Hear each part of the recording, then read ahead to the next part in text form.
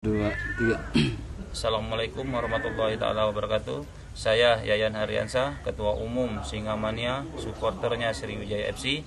Pada kesempatan kali ini saya ingin membuka diri kepada supporter Sriwijaya FC yang lain.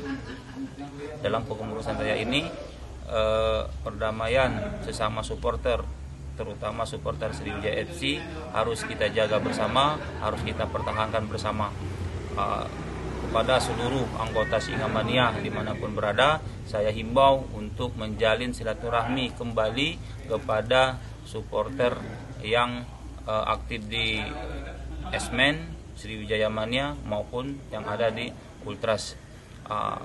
Pada kesempatan kali ini saya ingin menegaskan bahwa kita bangun kembali silaturahmi dari tingkatan terkecil anggota sesama supporter maupun sampai ke tingkatan pusat, sampai ke tingkatan pengurus. Maka insya Allah kalau ada silaturahmi tersebut, maka tidak akan ada lagi serangan-serangan, tidak akan ada lagi tawuran-tawuran, tidak akan ada lagi bentrokan-bentrokan ketika menonton Sriwijaya FC. Wabillahi taufiq wal hidayah. Wassalamualaikum warahmatullahi wabarakatuh.